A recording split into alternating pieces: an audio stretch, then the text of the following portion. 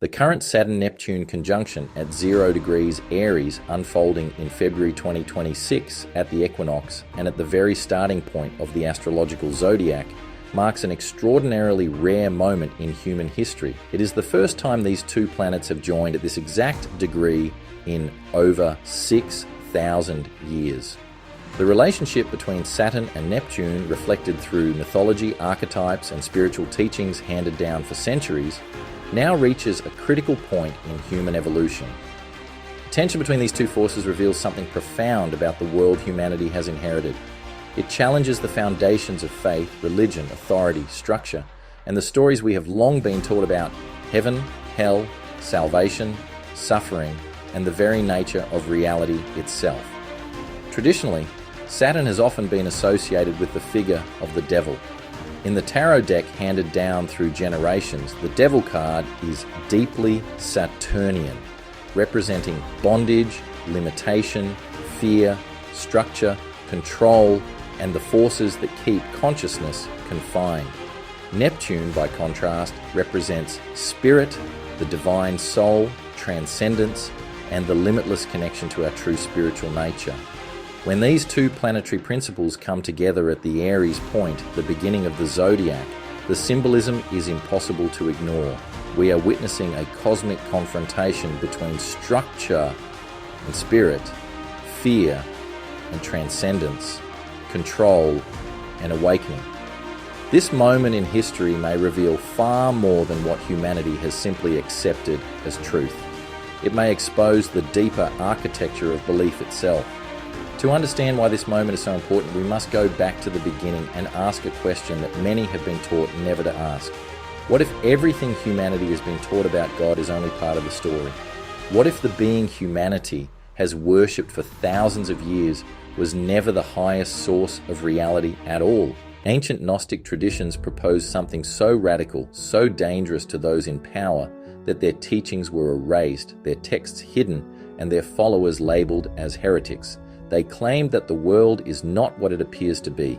They taught that salvation does not come through blind faith, but through knowledge. Not belief, not obedience, not submission to authority, but direct knowing. This is the meaning of the word gnosis. Most people hear the word Gnostic and imagine something ancient, obscure, and safely buried in the past. Dusty scrolls, forgotten sects, desert mystics, irrelevant theology. But that is precisely the misunderstanding. Gnosticism was never simply another religion. It was never designed to be a religion in the conventional sense at all. And that is exactly why it was considered so dangerous. The Gnostics were not a fringe cult. They were an extraordinarily sophisticated network of philosophers, mystics, astrologers, and truth seekers operating throughout the ancient Mediterranean world.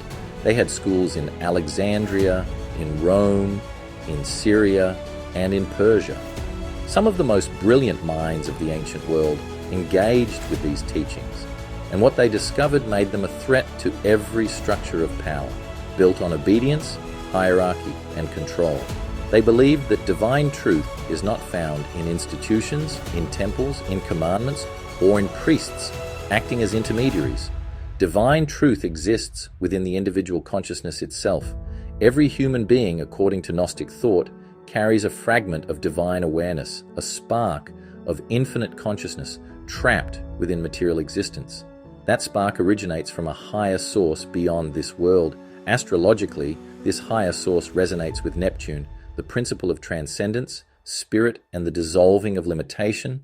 Saturn, by contrast, reflects the rigid structures that govern material existence, the rules, systems, hierarchies, and fears that attempt to bind the soul. If truth comes from within, then priests lose their authority. If knowledge frees the soul, then fear loses its power. If human beings can awaken without permission, then every structure built on dependency begins to weaken. This is why Gnosticism was not merely controversial. It was intolerable to systems that required submission. The Gnostics believed that blind faith was not a virtue, but a weakness. Faith without understanding creates followers. Knowledge creates sovereign beings. And sovereign beings are difficult to control. This is why the world they described feels so unsettlingly familiar. They did not simply say that the world was flawed. They said it had been constructed in such a way as to keep consciousness trapped. They described a system of cosmic control, a prison not built only of walls or laws, but of perception, identity, fear, suffering, and limitation. In 1945, in Upper Egypt near Jabal al-Tarif, a sealed clay jar was discovered containing 13 leather-bound papyrus codices. These became known as the Nag Hammadi texts. They had been buried for over 1,600 years, hidden, sealed away, preserved in silence. When scholars finally translated them, though the process itself was delayed and resisted for years, what emerged was staggering. These texts revealed that the Gnostics had mapped a system of cosmic domination with extraordinary precision. They described forces they called the archons. The word itself means rulers. But what the texts describe is something far more complex than political rulers alone. According to core Gnostic writings such as the Secret Book of John, the archons are non-human intelligences associated with the administration of the material realm. They did not create true life, and they cannot create true life. They are described as powerful, but fundamentally derivative. Mimics, imitators, builders of systems, capable of constructing elaborate realities, structures, and illusions, but incapable of generating the one thing that defines true consciousness, the divine spark. Because they lack it, they become obsessed with controlling it in those who possess it. That is humanity. The Gnostic texts describe humanity as carrying within itself what they sometimes called the pneuma, the divine breath, the spark of infinite consciousness. But that spark is trapped within bodies of limitation, inside a world governed by forces that do not understand the source from which it comes. This is where the Gnostic cosmology becomes even more disturbing. At the center of it stands the figure known as the demiurge. According to Gnostic thought, the ultimate source of existence is not the creator of the material world. The true divine source is infinite, unknowable, beyond form, beyond matter, beyond all human categories. It is pure consciousness, pure awareness, the origin of all true divinity. And this is a pure Neptunian archetype within astrology. Crucially, this source did not directly create the physical universe. Instead, the material world was fashioned by a lesser being, the demiurge. The demiurge is not evil in the cartoon sense of a horned demon. It is something far more unsettling. A being of immense power and profound ignorance. A ruler that believes itself to be the supreme God while remaining blind to the greater reality beyond it. In the Gnostic texts, this being proclaims, "I am God, and there is no other God beside me now."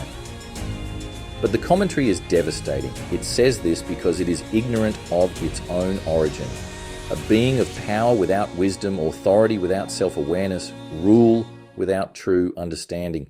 To the Gnostics, this explains the world and the construct of it as we know. The characteristics of reality reflect the nature of its creator. If the world is governed by fear, scarcity, suffering, violence, limitation, and constant struggle, then the intelligence behind it cannot be the ultimate source of love and perfection. Instead of asking why God allows suffering, the Gnostics asked a far more dangerous question. What kind of creator would construct such a world in the first place? This is why they drew a sharp distinction between the true divine source and the creator of the material realm, and this is the difference between Neptune and Saturn. The demiurge, in Gnostic cosmology, is the architect of physical existence, of law, hierarchy, control, and domination. It acts through the archons, the subordinate forces that maintain the mechanics of the system. Together, they form an order designed not to awaken humanity, but to contain it. This is where the Saturn-Neptune symbolism becomes especially powerful. Saturn represents structure, law, hierarchy, fear, boundary, and limitation. Neptune represents transcendence, spirit, and the dissolving of false forms. Their conjunction at 0 degrees Aries, the point of ignition, emergence, birth, and initiation, suggests a new collective confrontation with the structures that have governed human consciousness. It is as if the system itself is being revealed at its roots. The Gnostics believe this prison operates not only politically or religiously, but perceptually. The deepest form of control is not simply external, it is psychological, symbolic, and experiential. It is built into the way human beings identify with the world. The material realm, they taught, is not the full reality of existence. It is a limited construct, a narrow band of experience that appears total only because consciousness has been conditioned to identify with it completely. The body, the ego, the roles imposed by society, the constant pressures of survival, all of these form part of the containment mechanism. What we call ordinary life becomes, in this framework, a closed loop, a Saturnian vessel to exist within and the limits it imposes. Birth leads to conditioning. Conditioning leads to desire and fear. Fear leads to obedience. Obedience reinforces the very structures that maintain the system. Most individuals never question the world they inhabit because they have been trained to experience it as the only reality that exists. The Gnostics called this constructed realm the konoma, the emptiness, a world of imitation, density, forgetfulness, and decay. Not evil in a simplistic moral sense, but profoundly limiting. A system designed to keep the divine spark identified with matter rather than with its true origin. This is why human beings so often experience alienation, dissatisfaction, and a longing that material success cannot resolve. The soul remembers something the mind cannot articulate. It senses that something is missing because at some level it knows that it does not fully belong here. The archons, in this worldview, are not merely mythic creatures. They are the forces that govern the mechanics of the prison. They shape perception, enforce limitation, and maintain the illusion that this world is all there is. They govern time, matter, identity, and fate. They keep consciousness externally focused, constantly consumed by conflict, survival, pleasure, fear, distraction, and social conditioning, a vessel reflected and created within Saturn's path in our lives. This is why suffering is not seen as an accident in the Gnostic worldview. It is structural. A system designed to contain consciousness must constantly distract it from awakening, and nothing does that more effectively than pain, fear, anxiety, struggle, desire, and division. And with the Aries point now involved in their cojoin journey, the Aries energy of division and action will never be so profound as it is now in its actions with Saturn and Neptune. Some Gnostic texts describe these forces as feeding on the human condition, not through love, creation, or genuine spiritual exchange, but through domination, confusion, and the energetic consequences of managed suffering. They describe false impulses or counterfeit influences implanted into human psychology, generating anxiety about the future, guilt about the past, and a persistent low-grade sense that something is wrong. Not because something is wrong with the essence of the human being, but because a system built on fear requires fear to perpetuate itself. Look at the modern world through that lens, a 24-hour news cycle that keeps people in a constant state of alarm, endless crises, endless threats, endless division, social systems that amplify outrage, tribalism, emotional reactivity, and conflict, economic structures that keep millions in a state of chronic insecurity and existential strain, a culture of distraction so relentless that inner stillness itself becomes difficult to access. The Gnostics did not have smartphones, digital algorithms, or modern surveillance systems, but they describe the architecture of this condition with astonishing clarity. A world designed to keep consciousness trapped within a narrow bandwidth of suffering, preventing it from accessing the higher dimensions of its own awareness. And yet the most radical claim of Gnosticism goes even deeper. The prison is not maintained by force alone, it is maintained by ignorance. This is why Gnosticism emphasizes remembrance rather than transformation. The soul does not need to become divine. It needs to remember that it already is. Liberation is not granted by an institution. It is awakened through knowledge. This is also why the Gnostic interpretation of reincarnation was so unsettling. In some streams of Gnostic thought, reincarnation is not a school for growth in the sentimental sense, but a recycling mechanism.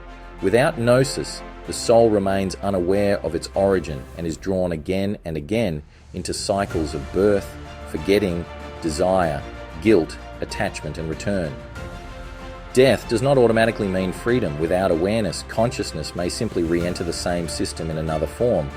Only knowledge allows the soul to see the illusion for what it is, to resist the pull of the containment system, and to transcend the forces that seek to draw it back into form. This is why the Gnostics did not speak of overthrowing the demiurge through battle. They spoke of transcendence. You do not defeat the prison by fighting it on its own terms. Conflict alone binds you to it. You see through it, you awaken beyond it, and in doing so, you disempower its limitations, and that is why this knowledge was so dangerous. When early Christianity was forming its institutional identity, it faced a choice. It could remain a decentralized spiritual movement grounded in inner transformation, or it could become a standardized structure aligned with political power. Once Christianity became entangled with the Roman Empire, the decision was made. Empires do not survive on personal revelation. They survive on authorized doctrine, approved narratives, and enforceable belief systems. Gnosticism could not be standardized, it could not be regulated, it could not be administered by hierarchy, so it was branded heresy, not debated but instead eliminated. Texts were banned, communities dismantled, alternative teachings erased, writings that supported obedience, guilt, sin, and institutional authority were preserved, while writings that taught direct access to the divine were hidden, buried, or destroyed. This was not merely spiritual selection, it was political architecture. By controlling which texts remained, institutions gained the power to define God, sin, salvation, reality, and the place of the human soul within the universe.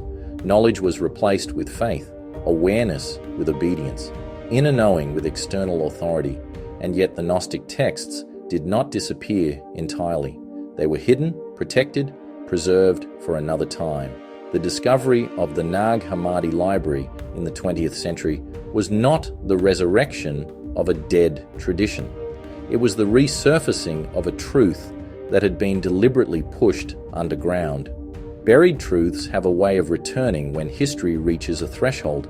This is one reason the current Saturn-Neptune conjunction at 0 degrees Aries is so symbolically powerful. Aries initiates. Aries cuts through. Aries ignites. Neptune dissolves illusion. Saturn exposes the structures. At the 0 point of the zodiac, these principles come together at a moment in history when systems of control, authority, belief, surveillance, fear, and manipulation are all increasingly visible across the world. It is as though a cycle thousands of years old is reaching a new beginning.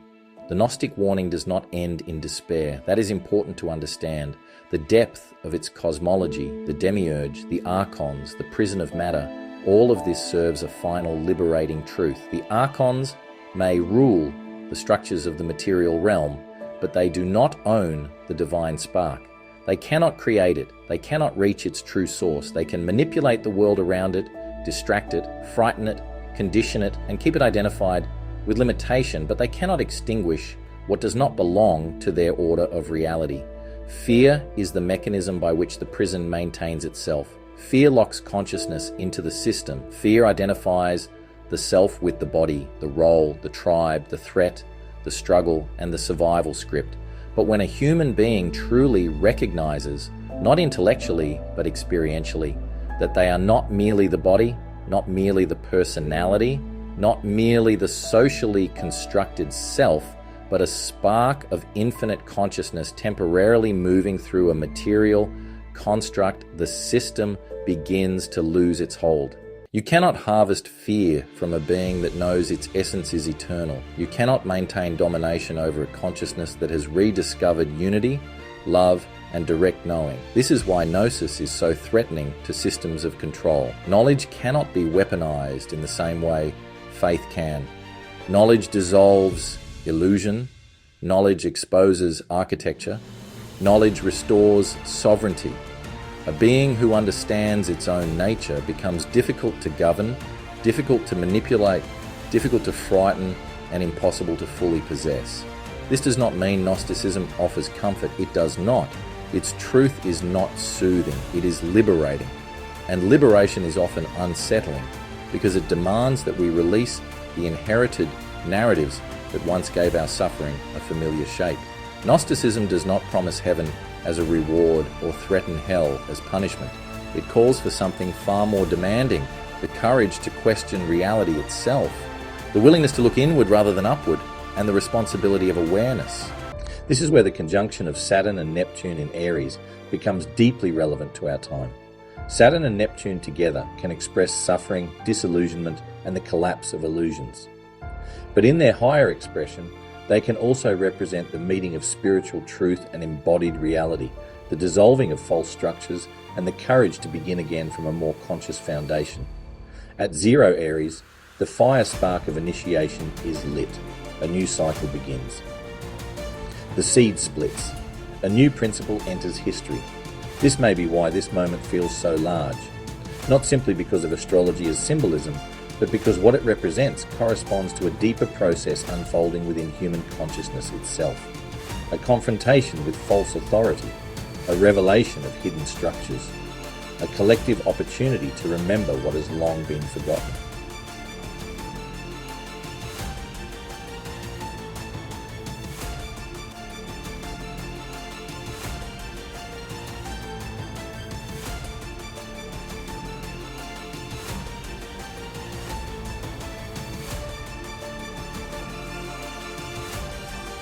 The greatest secret hidden for centuries may not be the identity of God nor the structure of the cosmos, but the realization that the moment awareness awakens, control begins to end. The prison is powerful, but it is not ultimate. The system is ancient, but it is not absolute. The walls are maintained through identification, fear, and forgetting. And once forgetting gives way to remembrance, the architecture begins to weaken from within. That is why this knowledge was buried. That is why it was distorted, erased, and condemned. Not because it was false, but because it was effective. Because a humanity that remembers what it truly is no longer kneels in the same way. It no longer submits so easily to fear, guilt, hierarchy, or false authority. It no longer mistakes containment for truth. And that is why the Saturn-Neptune conjunction at 0 degrees Aries may represent more than an astrological event. It may symbolize the reopening of a threshold in human history, a return of knowledge long buried, and the beginning of another cycle of awakening. The awakening is not something waiting in the distant future. It begins the moment the veil is seen for what it is. Welcome to the Saturn-Neptune conjunction at 0 degrees Aries. The remembering has begun again.